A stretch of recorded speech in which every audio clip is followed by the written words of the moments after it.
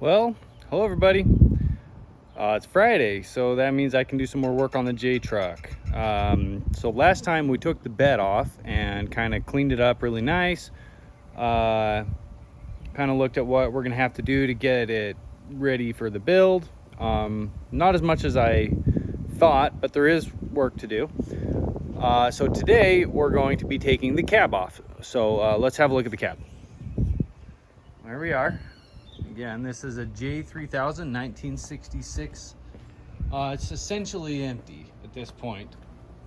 Got both doors open, but of course the gentleman that owned it before me did not tell me that he had holes in the floor. I was cutting some of these out before.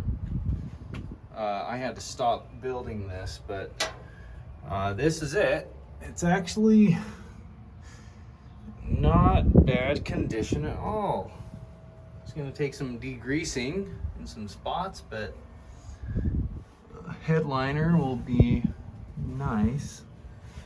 But there's the driver's side. It does have some rust that I'm going to cut out and weld in some floor pans. There's that. There's the crusty handle. The other side's handle is just as crusty.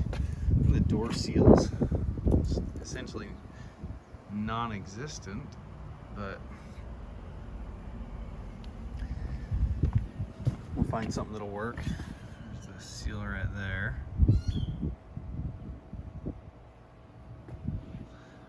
I really like the classic feel of this truck.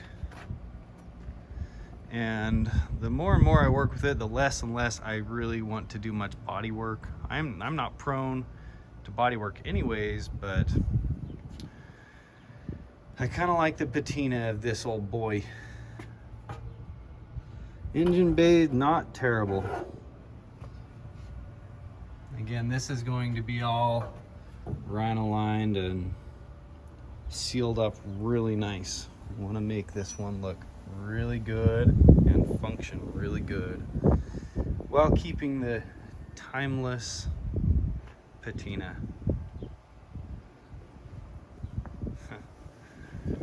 There's so much character to these guys. Let's get a closer look at the driver's side. On the door, I'm gonna have to get some door panel made or something. Works just fine. Here's the rust spots.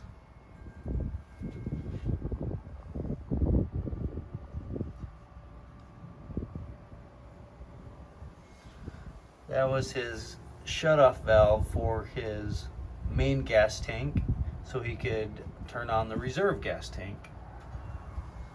Which I don't know if I'll be reinstalling that, but it did come with it, so maybe I will.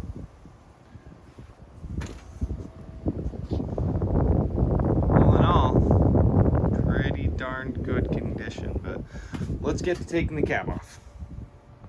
It looks like there are only 6 bolts that hold the cab down. There's one there, 2, 3, 4, and 5, and 6. And only 3 of them are there, so this is going to go fast.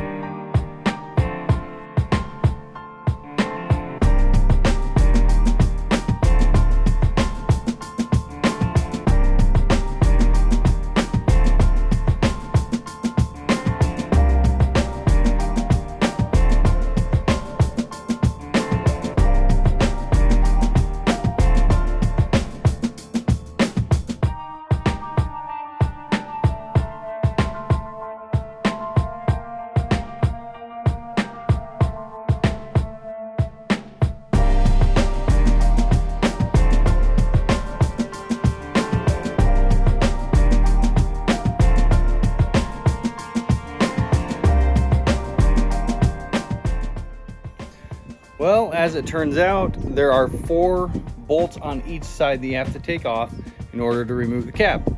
There's 2 on each side, on the inside of the cab, these are them.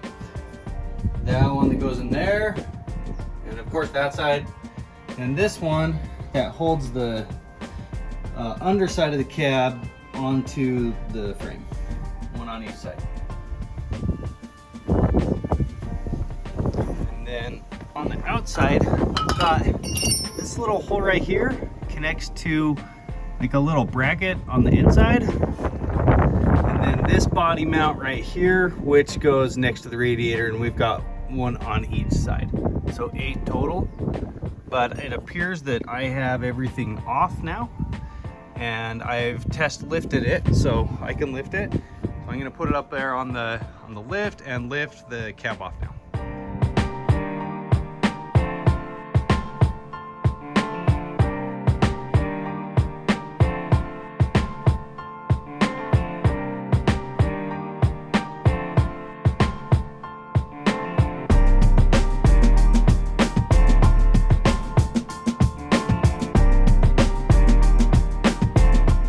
Oh, got it up in the air, got it off, sprayed it down with water once, and all the previous undercarriage liner is slowly flaking off, but we've got a lot still on there. I think the guy that sandblasts is gonna end up getting the rest of it off because there's just so much of it. Some of it's caked on like probably a 1/4 inch thick. Here's one of the holes. There's a previous patch job. Looks like he riveted it on, but that'll come off. We'll fix it for real. We are. Just sprayed it with degreaser, kind of hoping to get it nice and clean.